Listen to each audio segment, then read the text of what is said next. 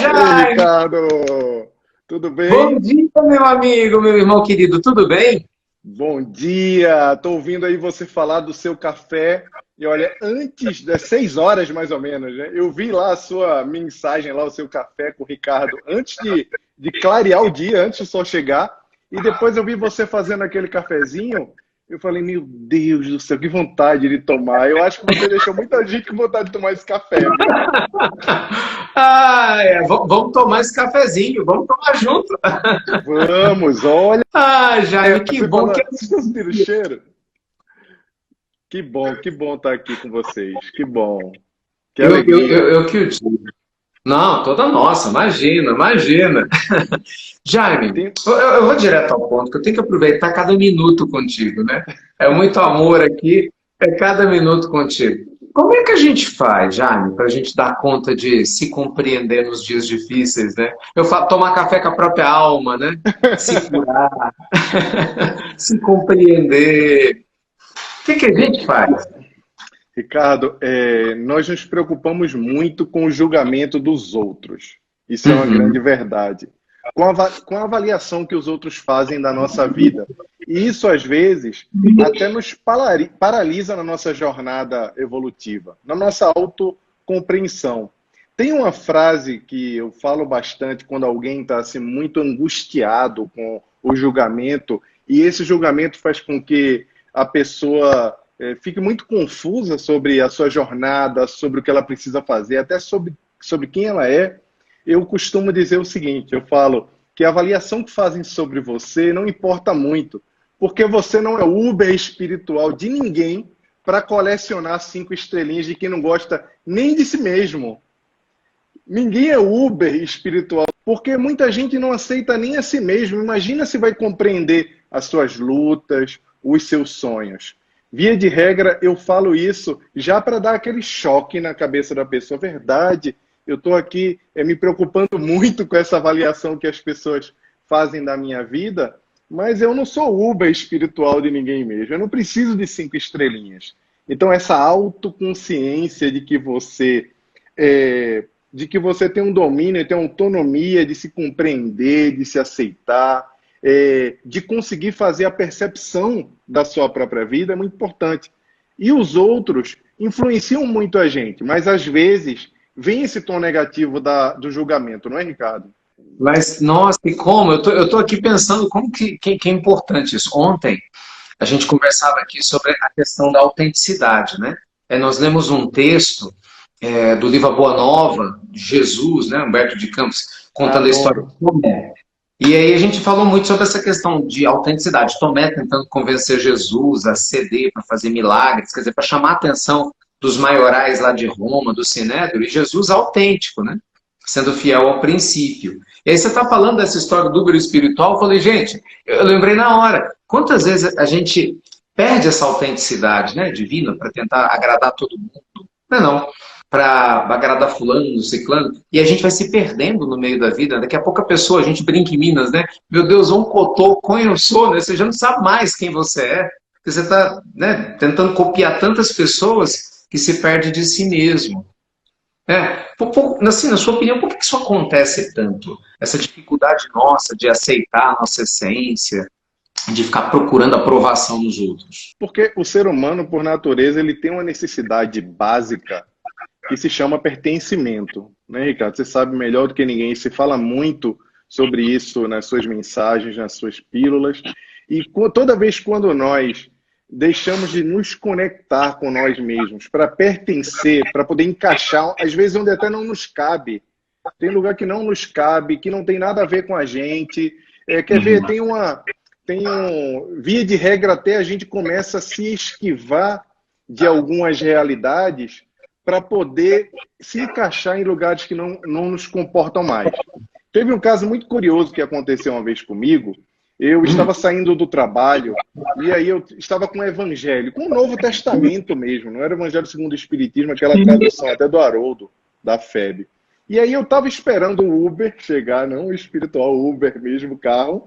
E aí eu comecei a ler e apareceram lendo um pouco, porque eu ia fazer uma palestra até na instituição que eu frequento aqui em São Paulo, E aí, dois executivos que trabalhavam comigo, quando me viram lendo o Evangelho na recepção, assim, em pé, olhando o Evangelho, eles começaram meio que a brincar com aquilo ali. Tá lendo o Evangelho, a Bíblia? O que é isso? Por que você está lendo a Bíblia aqui na saída do trabalho, etc.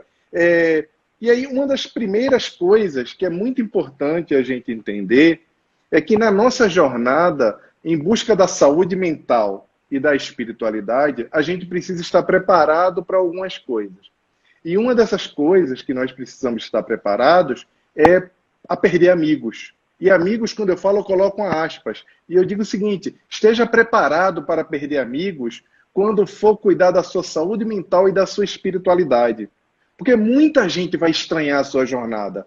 Gente que estava ao seu redor, que não tinha um contato com esse teu processo de transformação e que fica super estranhado, sente um estranhamento por você estar tentando se conectar com outras coisas externamente e dentro de você mesmo. E às vezes na sua jornada você não está tão fortalecido por conta dessa história do pertencimento e você vai lá e começa a se preocupar com o julgamento. E aí quando você, tentando pertencer aonde às vezes nem lhe cabe mais, você se sabota. É uma autossabotagem que você cria para o seu processo de espiritualidade. Então, eu acho que as pessoas se confundem por conta do pertencimento, mas nessa hora a dica que a gente dá é tentar se conectar mais, é tentar buscar realmente essa energia, essa vontade de se conectar com o que tem de potencial dentro de você, como você falou hoje, o Deus interior e a divindade também, porque essa conexão com Deus é muito importante, né? Nossa, eu estou achando, claro, fantástico o que você está dizendo. Você sabe assim, meu amigo, que me vem na mente, não sei o que vocês pensam, gente, mas às vezes assim, lidar com essa frustração, né, se reconhecer humano, porque é muito bonito, porque se reconhecer humano é o primeiro passo para o divino, né? Porque às vezes a gente quer se espiritualizar sem se humanizar primeiro. Ou seja, no sentido de tornar esse primeiro um bom ser humano, tem uma fala de Emmanuel maravilhosa a esse respeito, né? Antes de querer ser um espírito superior, se torna um bom ser humano primeiro, né? Uma pessoa, você tem necessidades, você tem, né, fragilidades, dificuldades, aprenda a lidar com isso, abraçar a nossa sombra com carinho, né? Para trazer ela para a luz. E às vezes o que eu percebo, eu falo por mim, inclusive, é a tendência, o religioso às vezes tem muito isso, não sei o que você pensa a respeito. Como ele começa, de repente, ele lê um texto aqui, ouve uma pessoa acolá, ele começa a se cobrar muito, né? Não posso errar, não posso errar, não posso errar. E de repente, na hora que erra, é uma pressão tão grande que ao invés de ser um processo de crescimento, muita gente se joga para baixo. Então assim, nossa, eu não sou nada, né? Eu acho que eu estou indo bem, mas eu não consigo. É um elástico, né? Ele vai, de repente, pum! A nossa humanidade, né? Me fala, como fazer esse meio termo, assim, de buscar essa vigilância, esse auto-amor, né? se reconhecendo do jeito que a gente é, mas sem se perder também na preguiça, né? De falar, eu me entendo de qualquer jeito, aí fica uma coisa subserviente para fazer qualquer bobagem. Esse equilíbrio já. O que a gente faz, incrível. Você, como sempre, brilhante, né, nessas colocações, porque a gente, às vezes, acredita que o autoconhecimento ele é só sobre o processo de espiritualização. Mas ele é também sobre o processo de aceitação da humanidade. Até porque quando a gente entende as nossas imperfeições, as nossas lacunas de desenvolvimento, nós conseguimos ouvir a nossa consciência, que é onde está escrita a lei de Deus, como diz o livro dos Espíritos. E aí, a gente muitas vezes começa a sabotar também a nossa consciência, cria ruídos entre a nossa conexão, a nossa conexão com a própria consciência, e aí a gente vai acreditando que, perdendo um pouco a humanidade por meio do fanatismo, porque você acha que está pisando em luz e efetivamente você precisa compreender tudo o que está acontecendo com você para depois você sim seguir para as compreensões mais sublimes, digamos. O que eu quero dizer é o seguinte, Ricardo, de uma forma muito pragmática, é que a gente precisa entender que, com o tempo, muita coisa tem que dar errado na vida para que a sua vida dê certo. Fantástico. E a gente precisa se educar com a nossa dor. Né? Se a gente pensar que muita coisa teve que dar errado para a gente ser quem a gente é, muitas coisas acontecendo pesadas, muito sofrimento, como você estava falando agora há pouco no texto de Meimei, para que você fosse quem você é hoje, para que você buscasse a espiritualidade, para que você estivesse conectado aqui às 11 horas da manhã, ouvindo o Evangelho. Muita coisa deu errado para poder essa construção maravilhosa que você é hoje. E a gente precisa aceitar isso, sabe? Eu penso dessa forma. Faz toda a diferença, né? Eu fico pensando, de novo, é o bate-bola gostoso. Você fala e me vem as ideias aqui. Eu fico imaginando quanto de Públio Lentulus, né, havia em Emmanuel, antes dele ser Emmanuel, né? Quer dizer, quanto de Públio, de Nestório, do Manuel da Nóbrega e do Monte, que a gente fala assim, Emmanuel, mas peraí, mas Emmanuel não foi assim, né? Quer dizer, tem uma bagagem. Doutor Bezerra de Menezes, você pega lá de Zaqueu, quanta coisa não chegou. É linda essa lembrança importante que você está dando para a gente, né? A gente não Deus sabia, né? Tá. Sim. Desculpa? E Deus sabia, Deus via Bezerra em Zaqueu. Ele via Emmanuel em Públio Lentulus, não é? Deus sabe, porque nós somos exatamente o que Deus pensa sobre nós. E Ele vê coisas que a gente não compreende, não é? Lindo, lindo, lindo. Não, com certeza, com certeza. Inclusive no meio das dificuldades, né? Sim. Inclusive no meio das dificuldades. Aliás, principalmente no meio das dificuldades. Eu acho esse exemplo do texto da Meimei, porque na hora que eu abri, eu falei, gente, é o texto de hoje, né? Eu estava com esse livro, e assim, eu não escolho com antecedência, né? Chega no dia do Evangelho, a gente conversou um pouquinho de manhã, eu falei, vou abrir para ver qual vai ser a história. E aí abri nessa história. E eu fiquei rindo, eu falei, gente, é muito engraçado, porque essa é a mesma sensação que eu tenho, que a gente está moldando a própria vida, né? Através das nossas escolhas. E o despertar dessa consciência nos ajuda muito. Na sua opinião, assim, meu amigo, você conhece tanto sobre as emoções humanas, por que... Não é nem por quê, deixa eu tentar fazer uma pergunta melhor. Como lidar com a frustração da gente não dar conta de ser quem a gente deseja se tornar? Eu tô vendo, por exemplo, tem um comentário do pessoal do YouTube aqui, tá até engraçado, porque de vez em quando eu sempre olho, eu mexo com eles, né? É o pessoal daqui, haja terapia, Ricardo. Muito engraçado. Haja terapia, Ricardo. Já me tem razão. Eu tenho terapia. Mas às vezes a gente tem essa dificuldade de aceitar quem a gente não dá conta ainda de ser, né? Como é que a gente lida com essa frustração? Eu queria ser X, mas eu só dou conta de ser Ricardo por enquanto. Não consigo ser o Ricardo amanhã. Por enquanto é o Ricardo de hoje. O que eu faço? Ricardo, isso é uma reflexão que você está trazendo. Certamente você já deve ter tido essa reflexão em vários momentos na sua vida. Eu também já pensei muito sobre isso, e no meio das minhas reflexões sobre esse assunto, tem uma palavra que eu acredito muito que se chama cooperação.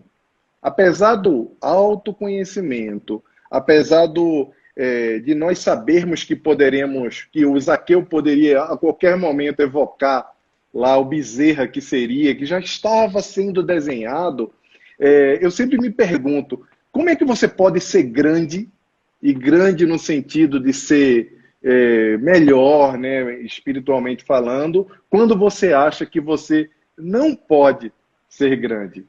A primeira coisa que eu cheguei à conclusão, eu até escrevi, eu tenho um texto sobre isso lá no Empatia Todo Dia. A primeira, tente até conseguir, você mesmo. Busque a vontade. Você falou em Emmanuel, com o pessoal do centro, com o pessoal de Chicago, é um livro que eu gosto muito de Emmanuel, e Emmanuel fala que quem governa a mente, ele subdivide a mente em vários gabinetes, a imaginação, a inteligência, o desejo, a memória e a vontade. E ele diz que a vontade é a grande gerente de todos os outros gabinetes. Então, tente até conseguir, ou seja, primeiro, ative a vontade. E se você não conseguir sozinho, peça ajuda, porque nós podemos ser grande com os outros. Eu acho isso muito importante, porque às vezes a gente acha que a gente tem que fazer tudo só, que a gente dá conta, e a terapia é um auxílio, a busca pela espiritualidade é um bom livro, um bom conteúdo, um curso bom que vai ajudar você a sair de um ponto A para um ponto B, como os que você oferece para as pessoas mudarem a vida delas efetivamente. Então, primeiro a gente sonha, coloca a gerência da vontade, e se ainda não conseguir, ainda assim, peça ajuda, porque o mundo conta com com a nossa vontade, com a nossa ação, né? O mundo precisa muito da gente também. E É você assim que vê. eu enxergo. Não, não, fantástico. Eu estou aqui pensando como realmente é sábio isso que você está dizendo, porque imagina só se a gente fosse, né, nascemos, né, onipotência, quer dizer, eu não preciso de ninguém, né? Mas como criar essas conexões? Aí, de repente tem um dia que eu não estou legal, não estou bem, aí minha esposa, não, Fabiana fala, não, amor, levanta a cabeça. De repente eu estou lá, Jaime, eu não estou legal, já. Não, Ricardo, não é assim não. Aí amanhã o João que está com dificuldade, eu cruzo com ele na rua, dou um sorriso. Essa interconexão, né, da gente ajudar um ao outro, isso é que é lindo, nos faz mais humanos, né? É um processo profundo do coexistir. Eu lembro do Evangelho, lá no capítulo 5, é um tópico maravilhoso em que fala sobre isso. Né? Por que o espírito tão duro, mais complicado? Eu brinco, né? Que o pessoal carinhosamente chama de tribufu, né? Por que os nossos. Abre a, o tribufu sou eu, né? Quem é que tem razão, né? É um outro debate. Né? Mas por que a gente coexiste, né? Aquele que é mais iluminado, em tese, é mais evoluído, tem que coexistir com aquele que é complicado. Um aprende com o outro, é isso que você está dizendo. Né? O mais endurecido vai ser burilado com a convivência com aquele mais sensível. E o sensível treina o amor dele, a capacidade de amar e desprender para dar conta de lidar com o endurecido. Está lá no Evangelho, no capítulo 5. E é isso, essa cooperação que a própria encarnação faz a gente ter. Né? Então eu fico imaginando como a gente sofre quando a gente rejeita isso, né? A revolta, o que eu estou fazendo aqui? Isso não é para mim, Deus me esqueceu. Quer dizer, como que a gente cria essa dor, né? Ao invés de ter aceitação ou entendimento. E eu achei incrível também, no início, quando eu estava te ouvindo, você falando, ainda sobre o texto da Meimei, do propósito da dor nas nossas vidas. Eu escrevi um texto no ano passado que se chama o problema da dor e a antifragilidade do espírito. Certamente você já leu o Antifrágil, já conhece esse conceito do Nassim Taleb, que são as coisas que se beneficiam do caos. Porque a gente acha, nós pensamos que o ser humano é muito frágil. Quando o ser humano não é frágil, a gente geralmente até classifica dessa forma. Pessoas frágeis e pessoas fortes, pessoas duras. E eu particularmente, eu rejeito esses dois adjetivos para o ser humano. Para mim, o ser humano, ele é antifrágil. Porque a fragilidade, obviamente, nós temos as nossas fraquezas, nossos pontos fracos, temos os nossos pontos fortes também, mas por meio do caos, como na Taleb, por meio da dor, por meio das coisas que nos tiram da zona de conforto, é que nós conseguimos alcançar os nossos maiores voos. Certamente você conhece, as pessoas que estão aqui nos assistindo conhecem, pessoas que depois de terem passado pelos piores momentos da sua vida, se tornaram a sua melhor versão. E isso parece uma coisa muito poética, mas na verdade não tem nada de poético. Leon Denis, no livro O Problema do Ser, do Destino e da Dor, ele fala sobre a necessidade de estagiarmos em alguns pontos de dor, efetivamente, para poder nos habilitarmos a outras experiências espirituais. E aí não é aquela coisa do, olha, sofra para poder você receber, da recompensa, não. É porque imagina, Ricardo, a gente, sem ter compreendido como a dor funciona, como as coisas acontecem na nossa vida, o sofrimento chega, efetivamente, e a gente não conseguir compreender esse tipo de coisa e passar para um plano melhor. Nesse plano melhor, sem entender como a dor, a decepção, a ingratidão, o abandono, os tribufus, que você fala aí, né? Como é que você chama? Aparecem na vida. É o tribufu mesmo? E você não consegue lidar com o tribufu, dizer, sai para lá, tribufu. É aqui, ó. Não é? Você não consegue fazer isso, você chega no plano de regeneração em outro lugar, você não consegue lidar com isso porque você não conhece. E aí Emmanuel diz uma coisa maravilhosa também no Pensamento e Vida, e ele traz isso o tempo todo ao longo do livro, é que a vida, a mente, ele fala que a mente é o reflexo da vida em toda parte. Ou seja, tudo que está acontecendo ao nosso redor é um reflexo do que está dentro de nós, E ele não traz isso assim para dar aquela alfinetada para dizer assim para a gente, olha, você está vendo é porque você é ruim também. Não é sobre isso. É que quanto mais nós nos alimentarmos da nossa lucidez, nos conectarmos com o nosso melhor, estaremos refletindo para a vida, ao nosso redor, nas pessoas, nas nossas relações, esse tipo de energia, e isso atrairá também o bem para perto da gente. Isso vai atrair outras coisas. Por quê? Aí a gente conecta até com aquela primeira fala. Esteja preparado para perder amigos e quando for cuidar da sua saúde mental e da sua espiritualidade. Porque aquelas pessoas vão sair de perto. Você não vai escolher isso. O pior, eu ainda coloco até um parêntese. Essa escolha não vai ser sua.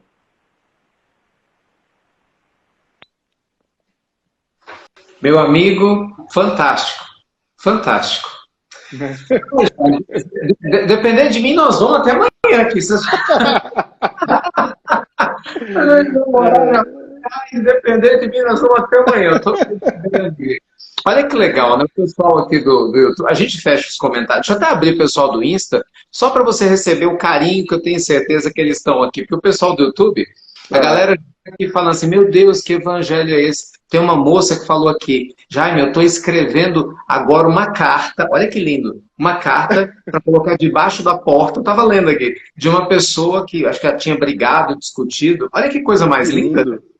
Que lindo. Para se libertar. Ô, meu amigo, me conta, como é que as pessoas podem te seguir? A equipe está até já divulgando aqui para te seguir aqui no YouTube, mas fala com o pessoal do Insta, dos seus projetos, dos trabalhos. Tem? Todo mundo quer te seguir, todo mundo quer absorver esse carinho, essa sabedoria. Fala pra gente. Ricardo, eu tenho algumas iniciativas, Ricardo. Eu trabalho muito mais no Instagram hoje, que é esse que está aqui, o @Jaime Ribeiro. Eu tenho um canal do YouTube que eu não ativo muito o canal do YouTube. Via de regra, são réplicas de palestras ou atividades que eu fiz com outras pessoas.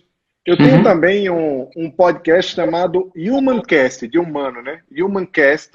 E o Humancast é um podcast que ele faz reflexões sobre as habilidades humanas em um mundo dominado pela tecnologia. No meu Instagram, tem um Linktree lá, uma árvorezinha lá na bio, que tem essas coisas, tanto o podcast como o canal do YouTube, o Facebook. E eu tô sempre solto do livro Empatia, né? O Empatia todo dia, que até eu te dei lá eu tenho aqui, né? Você acha que não? Lá no Fraternidade, foi. Lá no Fraternidade. O Empatia, que é empatia porque as pessoas empáticas serão os líderes do futuro. Tá por aí, tá? Estou a instituição que eu sou vinculado aqui em São Paulo, ela fica em Perdizes, que é o Núcleo Kardecista Antônio Pereira de Souza. Então, estou sempre por lá na terça. Não agora que estamos fazendo pelo Zoom, né? Estamos por aí. É fácil a gente se conectar. Estamos meu amigo, por perto. Que coisa boa. Coisa boa. Gente, sigam Jaime Ribeiro no Instagram. Entrem na bio lá no Linktree. Tem tudo. E Jaime, ó, já estou fazendo o convite antecipado. Eu falo assim, é o convite do bem, que a gente deixa na frente de todo mundo. Não é porque alguém vai falar, não vou voltar. É verdade. Eu faço 7.000 pessoas aqui, você não vai falar que você não vai voltar. Vou voltar. O pessoal amou. Olha o pessoal aqui com carinho. Muito Obrigado, bom a gente conversar sobre a espiritualidade, sobre o autoconhecimento. É um momento que a gente precisa fazer uma reflexão, né, Ricardo? Assim, só para a gente já está no tempo aí, né, na conclusão, né? E como é que anda a nossa relação com Deus, né? Isso é bem importante a gente pensar sobre isso, porque via de regra a gente só lembra de Deus quando a gente está sofrendo, quando a dor nos visita. Mas Deus não vem até nós por conta dos nossos abismos, da nossa dor. Ele sempre esteve aqui ao nosso lado. Ele nunca saiu daqui. Nós é que temos mania de buscá-lo só quando esvaziamos todas as outras prioridades que colocamos à frente de Deus, né? À frente do Criador. Agora a gente precisa fazer essa pergunta para a gente mesmo. Como é que está a prioridade na nossa vida? Qual é a prioridade? É a nossa espiritualidade? É servir ao Cristo? É se conectar com Deus? Porque nós somos a prioridade de Deus. Deus é a prioridade na nossa vida, né? Porque mesmo conhecendo as nossas limitações, as nossas impossibilidades, Deus acreditou em nós. Ele nos deu a tarefa de apóstolos.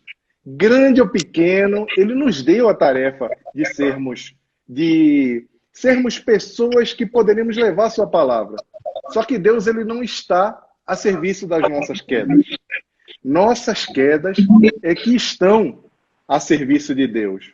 Então, a gente precisa não esperar cair de novo para poder convocá-lo para perto do nosso coração, para elegê-lo como nossa prioridade. É preciso que essa conexão entre a gente e Deus, ela seja permanente, porque Deus não é conveniência. Nós é que somos filhos inconvenientes e só lembramos dele por inconveniência. Não é? Não fala, não. Eu falo assim, às vezes é muita vergonha. Eu falo, meu Deus do céu, lá vem o chato. Você sabe que minha avó, já desencarnada, vovó muito religiosa, vovó católica, é católica, e ela rezava o terço e tal. Toda vez, quando eu ia visitá-la lá no Nordeste, nem Pernambuco. E aí eu lembro dela, rapaz, debulhando o textinho dela, mas ela pediu passe, era engraçado. Ela tinha o Evangelho segundo o Espiritismo, mas ela era da igreja.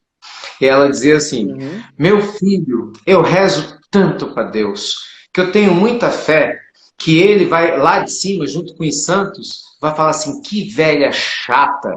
Essa velha enche a minha paciência. De tanto eu pedir, eu vou dar logo o que ela quer, para ver se ela para de me importunar. Mas a vovó falava exatamente isso da sabedoria dela, do jeitinho dela, né? A gente tem que se manter conectado, né? A gente tem que estar lá juntinho de Deus. Meu irmão... A boa pernambucana, né? Oi? Pernambucana como eu sou pernambucano. Tá vendo? Também, então tá vendo? Retada, vovó retada. Você sabe que eu também sou pernambucano. O povo não sabe disso. O pessoal acha que eu sou mineiro, né? Eu falo que eu sou de Alto, porque Minas me acolheu, mas eu nasci em Pernambuco. Eu nasci em curioso. Vovó. Conheço Quipapá. Conhece Quipapá? Conheço. Eu tenho um amigo de faculdade que era de Quipapá. Rapaz, olha só. Às vezes eu falo, o povo fica fazendo as piadas. Quipapá, gostou? Isso existe no mapa. Se você olhar, você baixa e tem Google. Pessoal, Quipapá existe. Achei uma testemunha. Existe. Acredita no Ricardo. Maravilha, amigo. Maravilha. Ô, meu amigo, obrigado. Viu? Sigo Jaime Ribeiro, gente. Obrigado. Obrigado mesmo, do fundo do coração. Obrigado, meu amigo. Beijo grande na alma. Beijo. Obrigado. Beijo pra você também. Gratidão, tá? Até mais. Digo mesmo. Oh, meu Deus, digo mesmo. Vou me permitir terminar como a gente termina na pílula. Até breve, meu amigo querido. Até muito breve. É muito breve. Tchau, obrigado. Meu amigo. Que maravilha, gente. Que presente, que presente.